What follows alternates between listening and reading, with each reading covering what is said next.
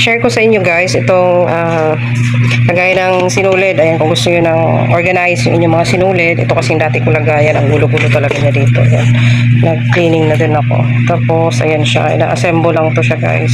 Ayan, kung gusto nyo yan, pag hinihintay nyo, order na rin kayo nito. Napakamura lang nito guys, online. Tapos mamaya gagawa rin ako dun sa lagayan ko ng mga pang arte-arte. Gagawa rin ako. So diba, ang ganda talaga pag organize, hindi magulo. Gaya ng buhay natin, no, magulo. Organize na siya. Share ko na din sa inyo na ay na nga, nagawan ko rin ng DIY na patungan ng maliliit na toys ang aking Junakis.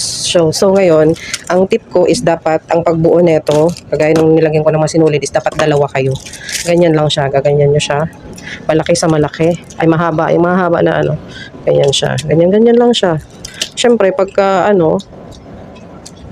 dapat nanggagaling siya sa ilalim pala. Yan, ganyan.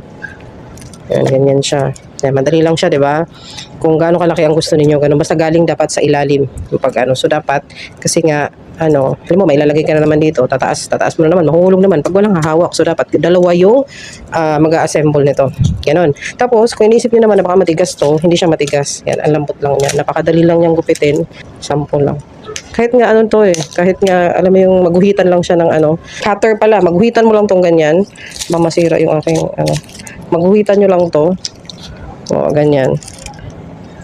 Kunting ganyan lang talaga, nababali siya agad. Ayan. Nababali siya agad, diba? Malambot lang siya, so, hindi siya pwedeng pang, nag-try akong gawin siyang, i-assemble ko siya, gawin siyang, lagayan ng mga cupcake ganyan, pero kasi malambot lang siya. Hindi siya pwedeng patungan ng cupcake. Siguro pwede, pero dapat maraming braces. So yun lang yung aking masashare. Kung nagustuhan nyo yung ganito, pang-organize ng mga kung anik-anik ninyo dyan sa inyong bahay, try nyo rin pong umorder na to. So yun lang, bye, thanks for watching.